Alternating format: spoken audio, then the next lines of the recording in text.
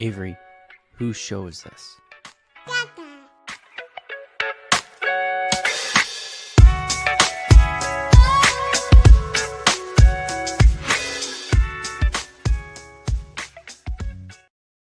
And we're live. Welcome, everybody, here to the Lakers Lounge podcast. I'm Anthony Irwin, joined on this fine Tuesday morning by one of my absolute favorite guests, Mirjam Swanson of the Southern California News Group, columnist there.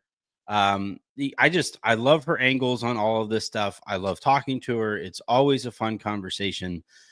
She joins me here. How are you holding up? I can't believe we are midway through November already. Absolutely. No, this facts. This year has flown. Everything, yeah. I guess as you age, time goes faster. Yeah. I can confirm. Yeah, it was just January. What the hell? Mirjam was at the Rams game last night. We were sharing, we were prepping for this show, and we were sharing what we were sitting in front of and what food was sitting in front of us. I think I had the upper hand in terms of food, but you had the vastly upper hand in terms of setting. As my children were fighting over hungry hippo. But that game was one of the ugliest Monday Night Rams Football games I've seen in a while. Yeah, the Rams, offensively, just shapoopy, man. As we say in my house. It was anything that they could do wrong, they did wrong. It was just they shifted their offensive line a little bit, but Stafford was just getting pushed backwards. They were going backwards more than forwards. They were getting called for stupid penalties at the worst possible times, fumbling and throwing interceptions. And their defense was really, really respectable against an explosive Dolphins team. So what a waste of a defensive performance. And it was not at all the game I thought it was going to be, right? I thought both teams offensively have kind of turned a corner. Tua comes back. I'm like, all right, we'll get some points here. Mm-hmm. Selfishly for my fantasy team, I'm like, all right, Tyreek Hill will get going. Devon Achane is going to get going. Nope. Now it was just ugly all around, Yeah. It was just a weird game. And I think that kind of sets the table for what we're going to be talking about here today pretty well, because I think both of these eras that the Lakers and Clippers find themselves at the tail ends of, everybody thought all right, you got LeBron, you got AD, can't wait to see where this takes us. Clippers fans thought, holy shit, we convinced Kawhi to come here. We traded for Paul George. We have a new owner who isn't one of the most despicable people on the planet. Wow, let's really get this going. And I think both eras have been a little underwhelming. The Lakers fortunately get, they have the one title to speak for. And we'll talk about the 2-1-3 era here in a bit. But I think we find ourselves at a really interesting moment where neither the Lakers or the Clippers are particularly title relevant right now. They have some bright spots, obviously, but for the most part, they just aren't in that class of teams right now. The Clippers have the means and continue to utilize their resources to take that step forward and become more title relevant. They just haven't figured out a way to do it. The Lakers, I think, somehow got over the hump, but don't seem to have the resources necessary to compete with some of the deeper pockets in the rest of the NBA. If you were to try to figure out which organization is better off now and then moving forward into the future, which way do you think you would lean here? Oh, wow. So obviously Steve Ballmer cares very much and is one of the richest people on the planet. So that gives you an upper hand. The thing is, the Clippers have continually done everything right? You know, and they have 0 titles to show for it. The Lakers are the Lakers, and so that comes with prestige and mystique and an attraction that they will always have over the Clippers. Until the Clippers win 17 titles, right? Which it's just hard to overcome that, and that will always attract superstars, and superstars really make the NBA go. So they're positioned so differently. They're just such different, organizations. It's like when you went to when they were both in crypto and you would go to those games, like crypto, like Clippers games and Lakers games feel so different, even though they're in the same building. And that's like such a reflection, I think, of the organizations. So honestly, like I just like the Clippers eventually will get over the hump. But until they do, I don't like until they do, they haven't. And so yeah, sure, they're positioned great, but I don't know, maybe like purses or something. I don't know.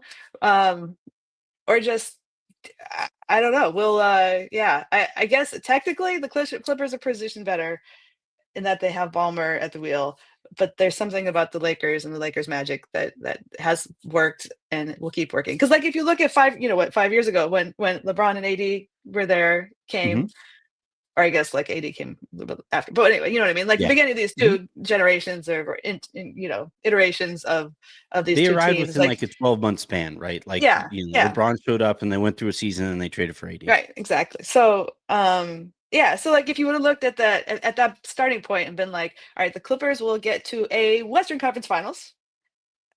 That's it. And the Lakers will win a championship and get to a Western Conference Finals. I think both fan bases would have been like, that's it. But here we are. Yeah, the Clippers is interesting because like they made the big swing, and I don't know. I keep on going back on the Paul George Kawhi Leonard thing, where like the overwhelming majority of people who you hear talk about this era will say you got to do whatever you can to get Kawhi Leonard, and in that case, that required trading Shai Gilgeous-Alexander for Paul George. And I think I'm like 55%, or I guess 45% in agreement. The reason I can't fully quite agree there is because Kawhi was a free agent, and it would have been the job of the Clippers to sell him on. No, we really think Shai is going to be the superstar here moving forward, and we could have all of that draft capital. And maybe he still doesn't sign. He didn't want to be a Laker. Like I think we could probably pretty squarely close off that end of the spectrum here. And I don't think he wanted to stick around in Toronto even after winning a championship. So I kind of wonder if the Clippers would have done a little bit more to sell Kawhi on. No, we just because it was like the next season that Shai really was like, oh my goodness, this guy could be a future MVP candidate. And now we arrive here a few years later, he is squarely in that MVP debate year in, year out now. Whereas Paul George, I think the idea of Paul George is always a lot better than the experience of Paul George. I was super fascinated that Clippers fans booed him. I was really actually kind of proud that Clippers fans booed him. And he didn't really seem to like it all that much. I think he considered it disrespectful and all that. But it's like you showed up and you didn't really do much for us. You were hurt a good chunk of your time here. And then after that, after whining about not getting the max extension that you probably didn't deserve, you piece out to Philly, leaving us with nothing again. I think Clippers fans were right to boo him. But like, I don't know. I think that if the Clippers, and again, hindsight's helping us here, but if the Clippers keep Shai and keep all of that draft capital and are able to convince Kawhi to sign up, I don't think this is even a discussion. I think the Clippers would be easily way ahead of where the Lakers currently stand here in terms of the right now and the future. That call deciding to trade for Paul George, I think levels that playing field a little bit. And then on top of it, I still don't know that the Clippers quite grasp the human element of team building and organization building. I'm saying this more from an outsider's perspective, but I think they always think of quantity over quality. And I just don't think that's how the NBA, kind of works. What do you think about like the notion of, like they have all the resources, they're doing this all the right way, but at what point do you stop banging your head up against the same wall? It's Einstein's thing, right? you keep on trying the same thing over and over and over again, eventually, and you're hoping for a different outcome. That's the definition of insanity. At what point do the Clippers stop driving their fan base insane? Oh man, there's a lot to unpack there. I think you are speaking absolutely with the benefit of like a whole lot of hindsight. Oh yeah, 100 zillion So percent. Yeah. back when Kawhi signed, no super free agent had ever signed with the Clippers, right? Yeah. So they're not coming from a place where like, oh, we'll call your bluff, blah, blah, blah. They're like, God, please, please, please be the one, right? They were stalking him for like an entire year, like, and doing who knows what, right? So, and so if Kawhi's like, yo, I want PG, I think he wanted other players first, right? Is the reporting has been, and then he's like, all right, well, I'll take this guy who finished third in MVP voting the season before, right? Mm-hmm. Like this was PG at the top of his game, Southern California guy, blah blah blah, and the we might look at it now and be like, Kawhi wasn't going to go to the Lakers, and maybe he wasn't, but I don't think the Clippers had that security, and the Lakers thought they were getting him. To your point, yes. Right. And so like the last like, and in addition to the Clippers, like, please, please, please, please, Kawhi pick us. The alternative was Kawhi goes across town with LeBron and AD. And then like, that's horrible for the Clippers. So I think 100 times out of 100 times they make that deal, because at the time it was PG at the height of his powers. It was Kawhi at the height of his powers. Albeit they were both a little banged up already. PG had the shoulder things. Kawhi was kind of limping through the end of the Toronto run. But like, you think they're young, they're young basketball players. They're going to be fine. And they both were recognizable. Clipper fans loved Shea that first season. I mean, Doc famously doesn't really do much with rookies, and Shea was like their point guard from day one. And so Clipper fans, they've been knowing like how special Shea is from jump. So it really broke their hearts to let him go, but they were like, we got, a super team ish, so I don't begrudge the Clippers for making that deal at all. Obviously Shea has blossomed into like the best version that you could get of Shea. And he's so much fun to watch, and Clipper fans still love him, and don't love Paul George as much. And as far as them booing him, I mean, it wasn't just that he pieced out and went to Philly. He like talked some mess on the way out too. Like his podcast buddies, were like, Clippers suck anyway.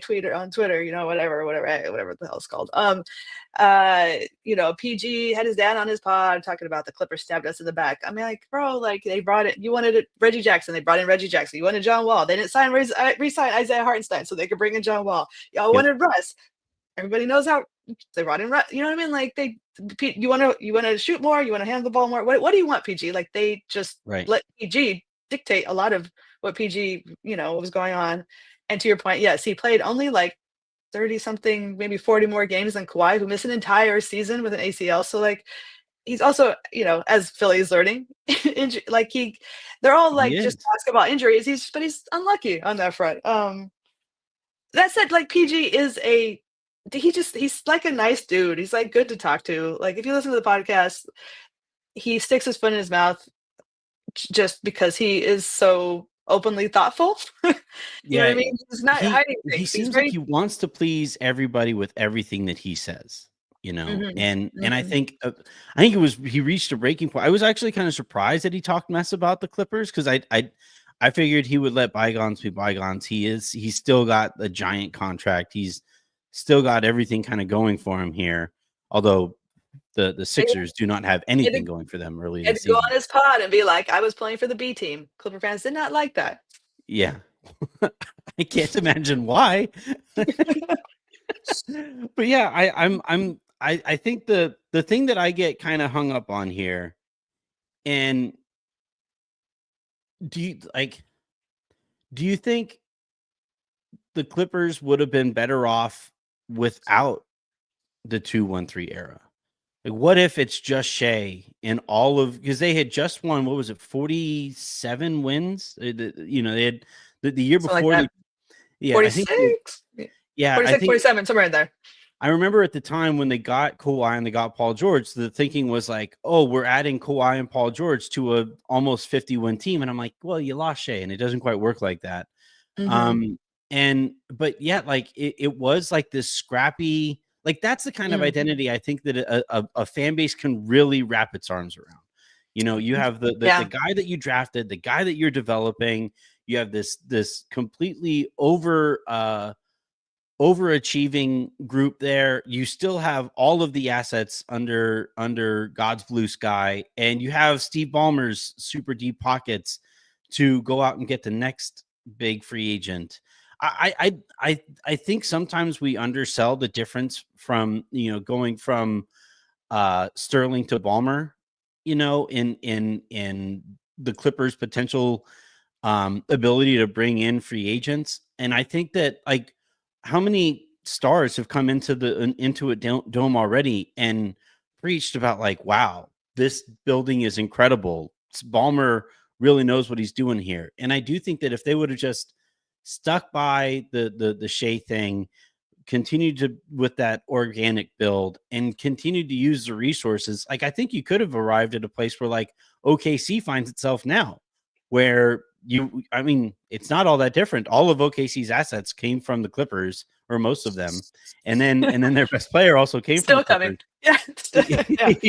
You could be looking at like an OKC situation now if you don't even entertain the 2-1-3, or had they not executed the 2-1-3 era. What do you think about how that would have played out there?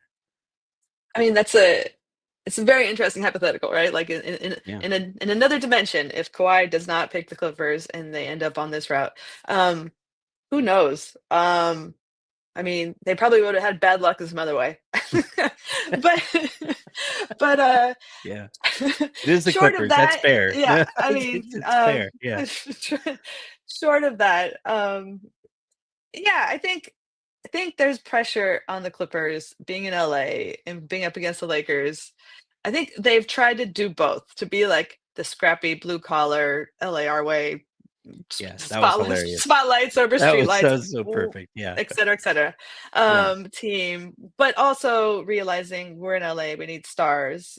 Of course, the stars they've had are like the most low key, least charismatic stars, you know, that you could, you know, that you could find. So it's like Kawhi's whole brand is that I'm boring. So like, and invisible and unavailable, and anyway, whatever, that's a whole other thing. But yeah, so I don't know if they had just really leaned into that scrappy Pat Bev, Lou Will, Trez, Clipper fans, Shea. That's like Shea. Like Clipper fans, that remains like so many Clipper fans like favorite team ever. And I get it, like but it's like that team wasn't going to win a championship probably. So like Ballmer wants to win a championships, right? Yeah. So it's like fun as Laker fans to be like, yeah, just beat the little brothers over there. You're cool. But they have great, they have greater ambitions than that. So I don't think they would have, even if they had that you know, iteration of the team, wouldn't have been that iteration for the team for many more years. Yeah, I think eventually they would have had to push more chips into the middle of the table. I just think you would have pushed those chips into the middle of the table for a better pot, you know, for a better potential return. The reason I ask this is not to just dump on the Clippers and do the what if on the Clippers. It's because in the Lakers side of this conversation, what happens if LeBron never shows up? What happens if you don't trade for Anthony Davis? The Lakers are bleeped, like thoroughly and utterly screwed without LeBron and Anthony Davis holding everything together. It's like, you know, Spider-Man holding the two sides of the ship together. You know, and I think like when we started this conversation, we were asking like, which organization is going to be better off here moving forward? Well, the reason that the Clippers are still considered a viable organization is because they do still have Steve Ballmer, and he's going to continue to go out and hire all of the best people that he possibly can to make this thing work. Whereas like Jeannie Buss is going to look around her brunch table and try to figure out like, all right, who else here thinks they can run an organization? And that's where that's where, like, if we try to figure out which organization I would more comfortably bet on moving forward, I don't think it's close. LeBron's not going to be there forever. Anthony Davis isn't going to be there forever. And the Lakers think that they can just go out and get their next superstar. But I think superstars have kind of looked at the way that they've wasted the primes of LeBron and AD. I don't know if I was an NBA superstar, I don't know if I would comfortably say, oh yeah, they'll figure it out with me though. Like I just don't necessarily see that either. Although if you have a young kid, maybe and you want that kid to get an opportunity in the NBA, maybe like if you're that superstar, you could say, well, they did help Bronny get to the G League. So shouts to them for that. But no, but I'm serious. Hey, Giannis, if you could bring Thanasis with him. Right. Thanasis has a podcast. I think I could see that being on Spectrum Sportsnet. But yeah, I what do you think though about like the notion of moving forward and the notion of the Lakers without LeBron? I mean, you've even while you were covering the Clippers, it's impossible to separate yourself from like LA basketball even while you're covering a different team. And then now as a columnist, you've paid more attention to it now as in your time as a columnist. Based on what you've seen recently, spending a little bit more time watching the Lakers, like, how do you think this is going to go post LeBron? It could be deep, long silence. It could be.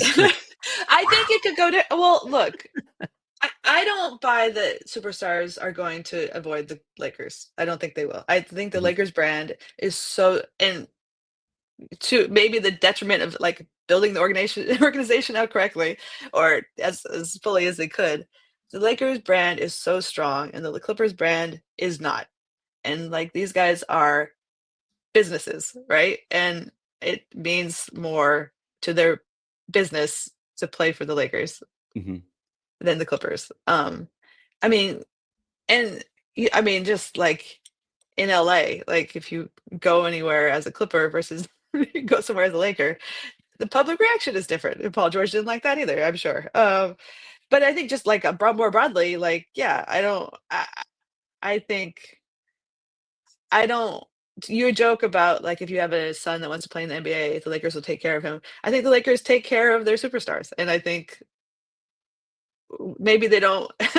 You can quibble for sure with like the team and the infrastructure, what the the roster moves and the wasting some of LeBron's years here in the most unfortunate manner. But I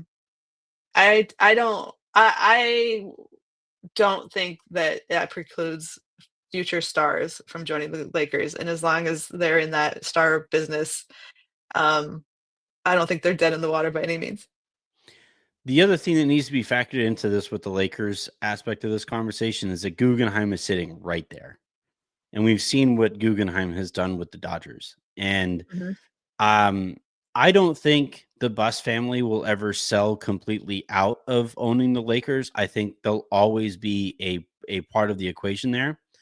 But I could, and I've said this on the show a few times in the past, but I could see them, let's just say for the simplicity of math's sake, that the Lakers or the Buss family owns, I think it's like 35 or 40% of the Lakers.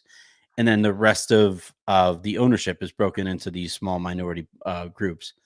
If the Buss family sells enough to just move down the totem pole and let Guggenheim take over and handle operations and all of that stuff, now all of a sudden you have the Lakers brand and Guggenheim resources, which again, we've seen what that's done for the Dodgers, where they're arguably the best run organization in sports, like not baseball, sports. And I think if we're talking about like the possibilities and the potential here for both of these organizations moving forward, that would be pretty terrifying for the rest of the NBA if Guggenheim were to take over. How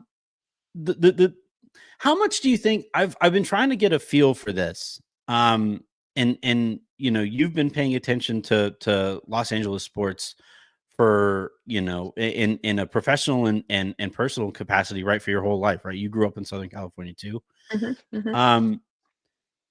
Do you think it like I've been thinking about this a lot, and I know this wasn't on the docket, so apologies for putting you on the spot. But do you think it matters to LA sports fans that it's the Bus family in particular that runs stuff with the Lakers? Because I'm starting to feel a little slippage in that regard.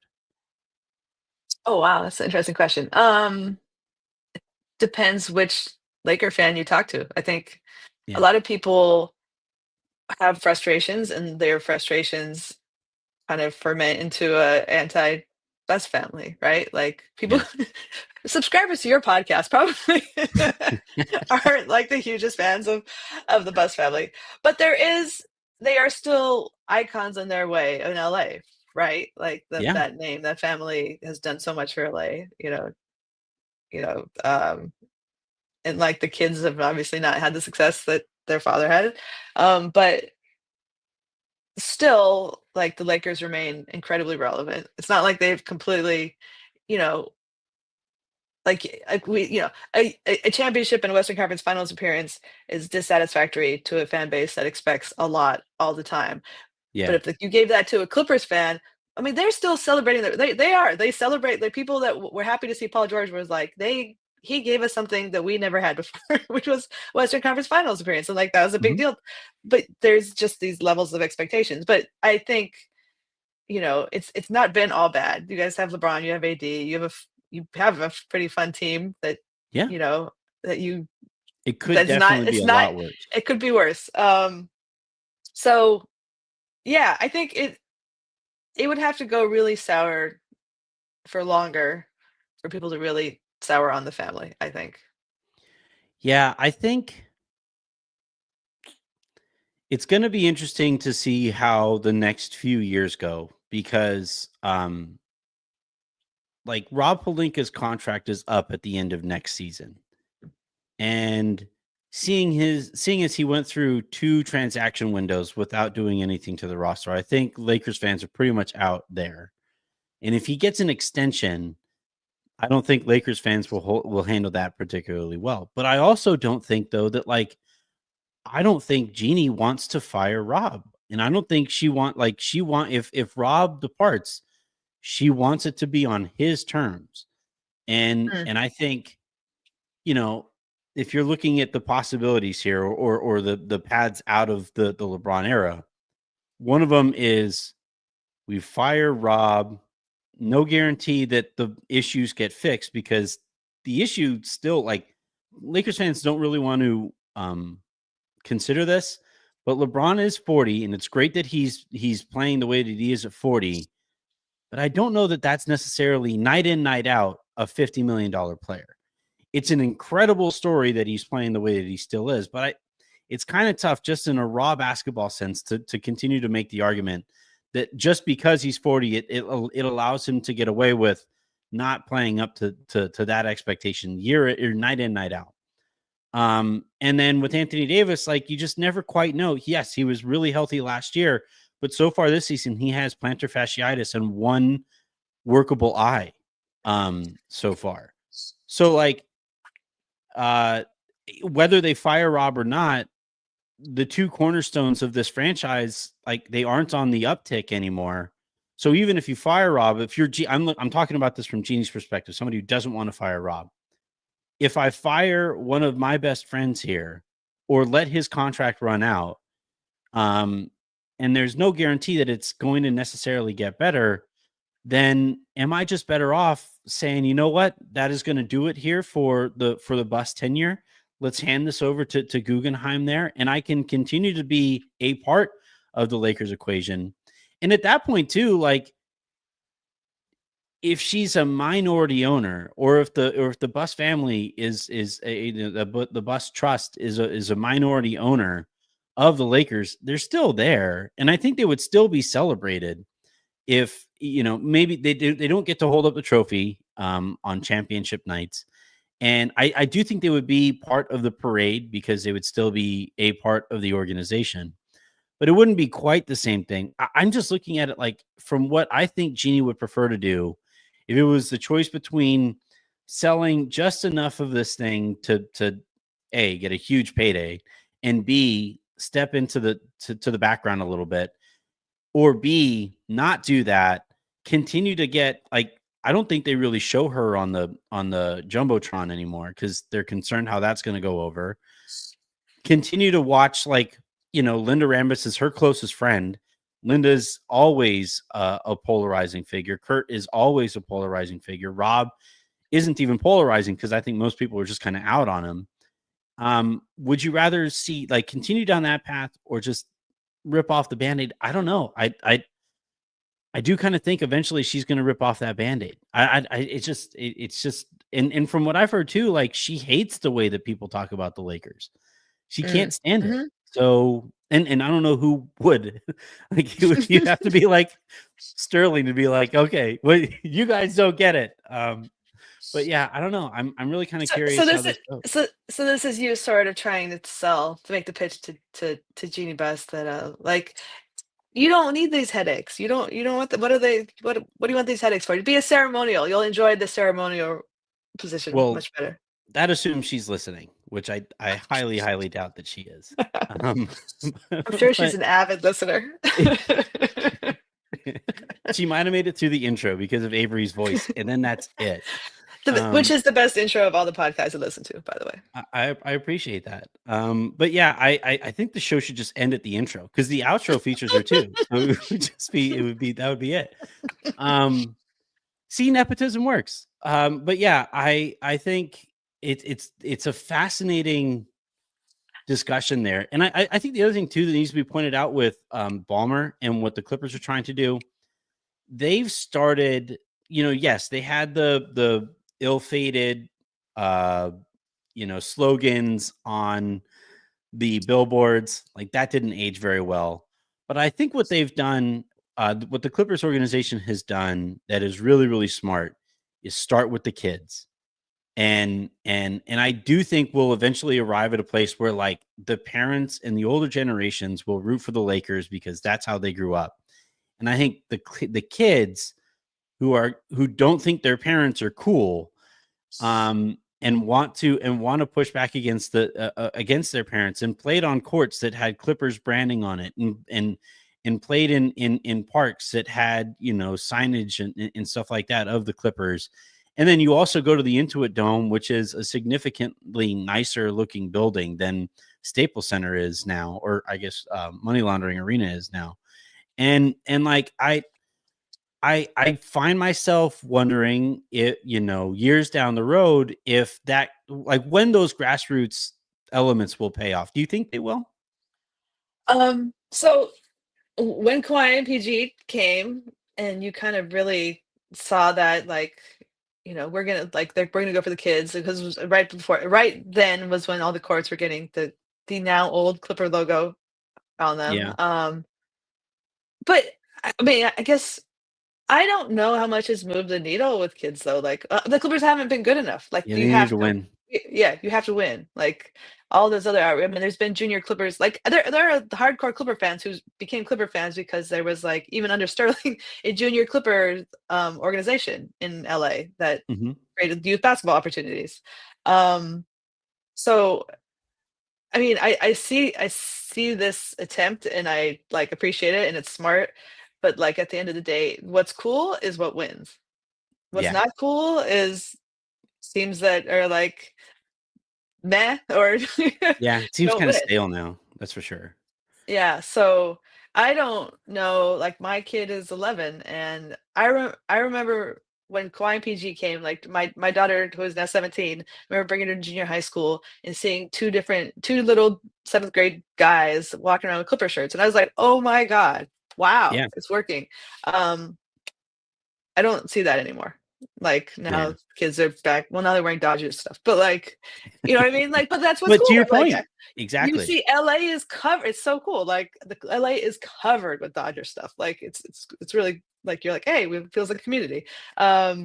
So yeah, like, for all their efforts, at the end of the day, you gotta win, and you have to win a lot to move the dial in LA, where the Clippers are the Clippers and the Lakers are Lakers. So it's a tough road to, like, uphill slog, but I think I mean, Ballmer wants to do it. So yeah. All right, let's wrap this thing up here with this.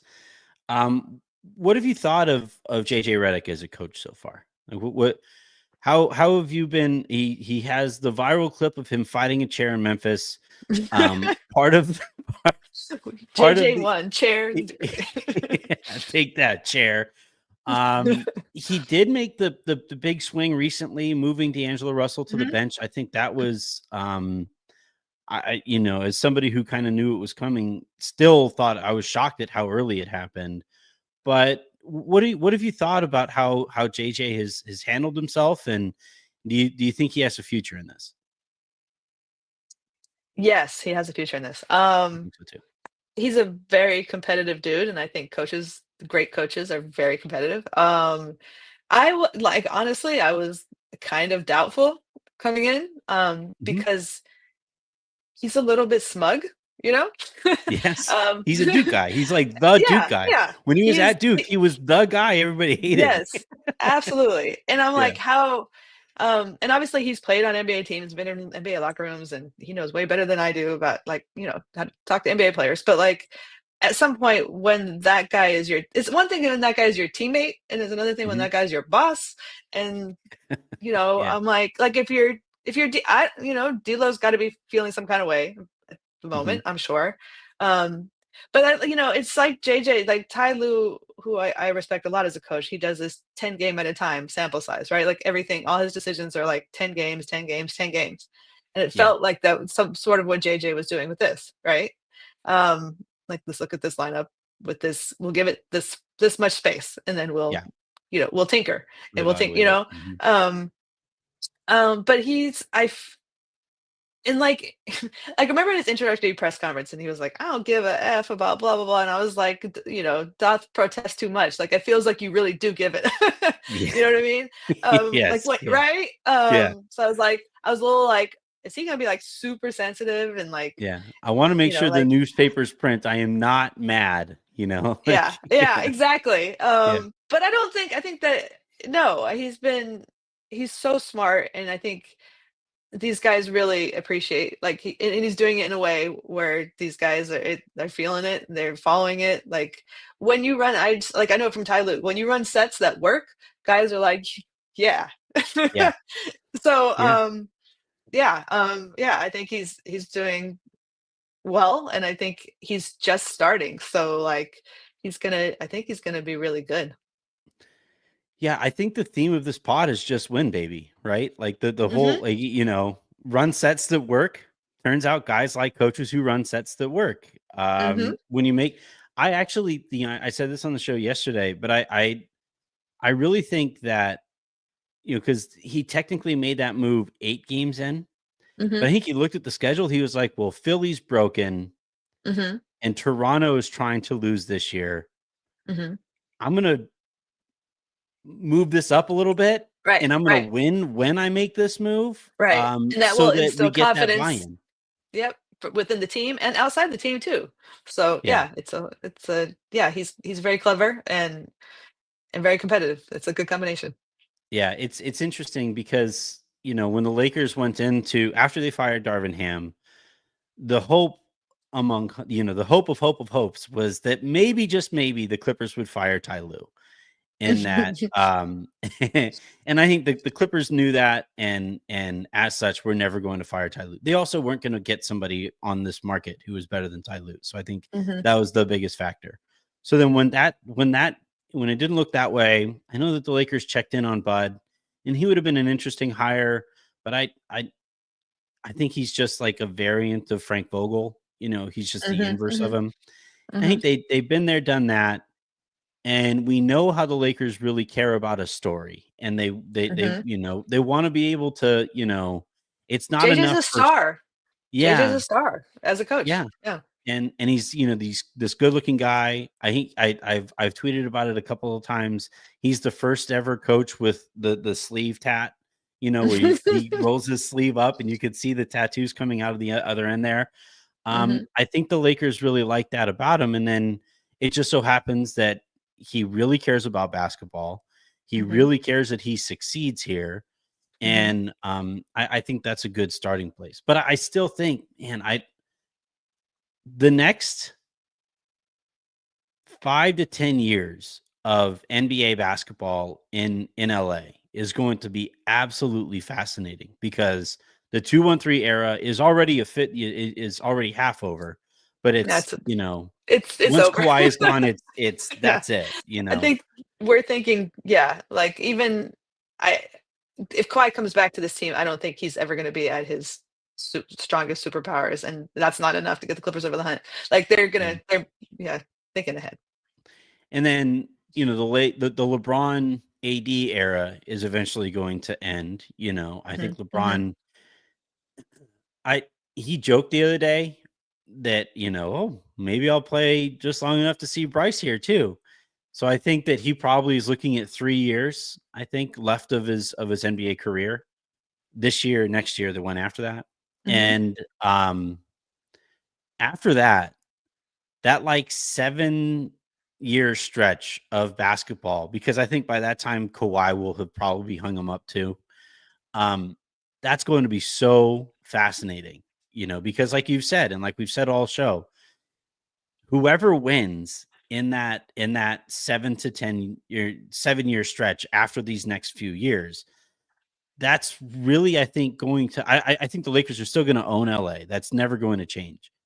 But I think that's the most viable opportunity that the Clippers will have at really, grabbing a hold of a part of the city in ways that I don't think they ever did, even during the 2-1-3 era. I think Lob that's City what I'm was more looking for. successful in incurring new fans than Yes, 2-1-3. They won more, and they were fun. They were fun, and yeah. they won. Yeah, yeah. And Blake Griffin was like a charismatic Personality. superstar, Yep. and I think Doc has his shortcomings as a coach, but I think he was probably more popular as a person than Lou has been Absolutely. in the city too. So yeah, it's fascinating. I could talk about this stuff all day. I just looked up and we've been talking for 42 minutes. So you poor listeners. This has been an absolute blast. Anything that you want to plug before we get you out of here? No, just yeah, I'll be writing Clippers Lakers all season. So find me on Twitter, and for now, Twitter. I guess everyone's moving different places, but Twitter is where it's at for now. Otherwise, I'll be listening to Anthony and reading everybody else's stuff too. So you and thanks for Jeannie having both, me. apparently. Yeah. Oh, for sure. I signed up for Blue Sky when it looked like, like Elon had taken over and people were saying that Twitter was going to die and stuff. And so I created an account back then. The problem that with Blue Sky, they haven't figured out their notifications. So you can't quite limit it to the people who follow you yet. That ability isn't quite there yet too. And every single time somebody follows you, you get a notification, which I always appreciate the support. But over the last couple days, I've gotten 2,000 notifications, and that is way too many notifications from Blue Sky. That is not. Yeah. It's so. I think if Blue Sky is going to be viable, they need to figure out their notification, because that in the end, that's why people do social media, is for the dopamine hit when you get the notification, and you don't want the dopamine to be annoying. So they'll hopefully figure that out, but I don't think notifications.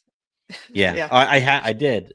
So if you're hitting me up on dopamine or on dopamine on Blue Sky, I'm not getting it. So, all right, that is going to do it though for this episode. We will be back after the game tomorrow night, after the Lakers play the Memphis Grizzlies. Mirjam, this is always an absolute blast. I look forward to hopefully talking to you again sometime soon. And I'm sorry that every time I bring you on here, the conversation wanders so much that I know I put you on the spot, and I apologize. No, it's not.